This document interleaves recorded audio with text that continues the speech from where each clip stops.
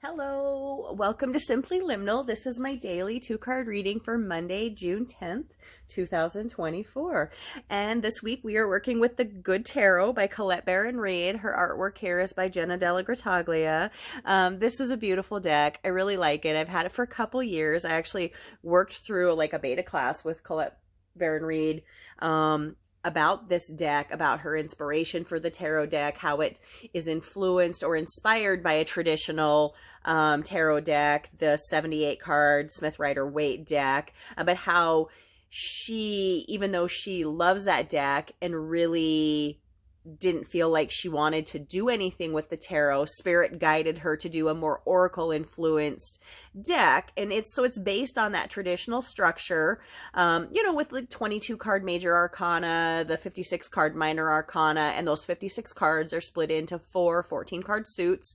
And so she kind of renamed a few of the cards, reworked the suits a little bit, but designed it in a more modern and simple way. And it's really tied to joy and positivity, and that was her goal or focus for the deck anyways. The traditional tarot deck, I'm not saying isn't joyful or isn't positive. It's not that, but it can be very confusing when you're first learning it. It can feel a little dark. Some of the card meanings are very uncomfortable. Some of the artwork on the cards can be very uncomfortable. A lot of the swords cards are just kind of like, oh. And it's not a bad suit. Swords is tied to air, so that's air energy, change, innovation, new things coming. Those aren't bad things, but sometimes you see that suit or those cards and you're a little like, oh, I don't know if I want that. But so she wanted to design a deck, really guided by Spirit to design a deck that was a little bit more positive, that didn't make a person feel uncomfortable when they turned a card. And so she named it The Good Tarot. And this is a beautiful deck, and it really is written as an oracle deck. So I will read her messages as excuse me, as she has described them. So this is a bigger deck for me. It's a little bit harder for me to shuffle, so bear with me if I fumble cards around all over the place. As always with my readings, I open a circle of light and love and protection around my reading space, and that extends to my readings as well as everyone who watches them. And it extends from the time that I do the reading until as long as these readings last. Know that you are protected in that circle of light and love and protection, and that if you find this reading 3 years from now, I believe that there is a message for you at that time. Even if the dates don't jive, it doesn't matter. Spirit gets you messages when you need messages. That is what I have come to learn on this spiritual journey that I'm on. When you're ready, when the time is right, Spirit will get the message to you. So I look at two things with my daily readings, or two cards anyways. I look at the energy card, which is the force that's directed towards us from the universe. And then I look at the focus card, which is our intention, effort, or response that we put back into that energy. And so I'll read from these intuitively a little bit, but mostly I want to focus on what Colette has in her books. And I will talk a little bit, depending on what card turns up, how it ties to the traditional tarot as well. So let's take a look at our reading for today. We've had some really beautiful readings so far this week. If you haven't caught them, please go back and look at them. I think you'll be pleasantly surprised with the beautiful readings we have. So let's take a look at our energy card for today. Okay. And then let's look at our focus card. All right. Let's see what we got going on here. This greeny back of these cards is really pretty. It's a little bit more green. I have a Amazonite flame here that I work with. This is just a little bit more blue. Amazonite is one of those beautiful throat chakra gemstones or crystals, and I love it. And I feel like it helps with communication, with your expression, also potentially if you have thyroid issues or energy issues in your throat chakra area, that could be a good crystal for you to work with. So let's look at our energy card for today and see what our message is. Ooh. We have the Two of Earth. We have had a lot of Earth energy coming to us this week, and I think that's great and needed. We are right now in the zodiac sign of Gemini, which is a sign of change and innovation, blustery energy. Sorry, one of my cats is over there really talking. I'm not sure what that's about, but maybe they're trying to double down on this reading today.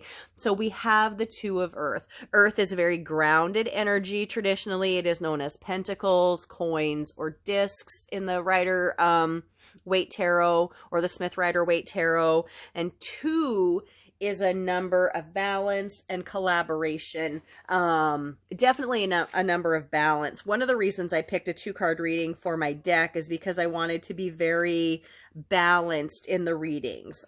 So let me get to this card here, and I'm going to read the message that she has for us. So the Two of Earth says, pleasurable work, adaptability, and balance between work and play. And the message is this: my efforts bring me joy. Play and work are not separate because what I am doing is actually fun. If conditions change, I can switch gears easily. I am fully present in the excitement of creativity and am eager to experience the surprises that occur when seeds I have planted take root, sprout, and develop in unexpected ways. This is a time for flexibility and trust in how the universe will shape what is coming into being. One way or another, my dreams manifest in the material world. Well, that's a beautiful message we have for us today. And this is the energy coming at us. This is coming for all of us. So just be open to it. Open to the experience of it and what it means in your individual life. So let's look at our focus card today and see how we're going to work with that. We have the Moon. Now the Moon came up for us again earlier in the week. And in traditional tarot, the Moon is one of the more kind of sketchy cards, and it shouldn't feel that way. You know, I love the Moon. I love the Sun. I love the Moon.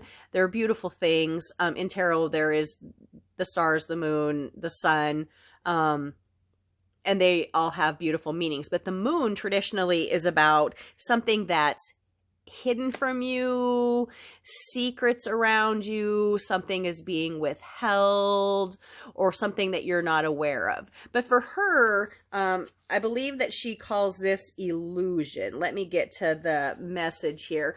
And she doesn't have it feeling quite as scary or sketchy as it is in the traditional message. So let me read this message here. Yes, Moon, and the message is illusion. And the more individual message says, I may not see the workings of spirit in the invisible realms, but I know there is great activity behind the scenes. It is important to trust the mystery and remember that the material realm is an illusion. Current conditions are not necessarily a reflection of the truth of what's going on in the present. Great opportunities lie in the shadows, awaiting the perfect time for illusion. So, while these cards don't necessarily feel like a perfect fit, I really think they are. I think they're divinely perfect, because this is telling us that we have this beautiful energy that's coming at us of creation and abundance, and it's just kind of at the beginning. But the Moon is telling us here, wait and see a little bit. You know, great opportunity lies in the shadows, awaiting the perfect time for illusion. It's also interesting to me because we just are moving out of the new moon phase. The new moon was a couple days ago, so we're now in that kind of waxing crescent. We're building towards full. So right now the moon isn't showing us much light, but in a week and a half, the moon is going to be showing us its fullness, its brightness, all that illumination. So there's something, I think, happening today that we're planting seeds for that we don't quite see yet, but give it a couple weeks. And time is funny in the spirit world, of course, so it might not be a couple weeks. But know that the time will come for this to be illuminated. Wow. This is an interesting reading today. Really, I'm curious to see how this is going to play out. And I don't know that this is going to be one at the end of the day that we revisit the reading and go, okay, that makes sense. This might be one where we look at it in a couple weeks and we're like, oh, this makes sense. Or we want to look at this, you know, next month, you know, July 10th, look back at June 10th's reading and say, okay, now I see how it all worked, or what the message was and how it was meant to apply to my life. So I hope you found this reading helpful. I hope you've connected with it. I would love to hear what you think about it, or if you have an interpretation of it that differs based on the cards. I would love to honestly hear what you think about traditional tarot, about Colette's oracle deck based on the tarot. Please like, please subscribe, please share. I'm so grateful and thankful to all of my regular visitors that I've been getting, and to everyone who subscribed to my channel and really helping me maintain something that is just kind of something that feels like it's part of my spiritual path, to help spread these messages, to help other people grow and move forward on their spiritual path, so they can help other people grow. If we all pay it forward, it can be just a beautiful thing. And that's really what I'm hoping for with this process. So thank you all for coming to my reading today. I am so grateful to you all. Again, my name is Stacy. Thank you for visiting Simply Liminal with me.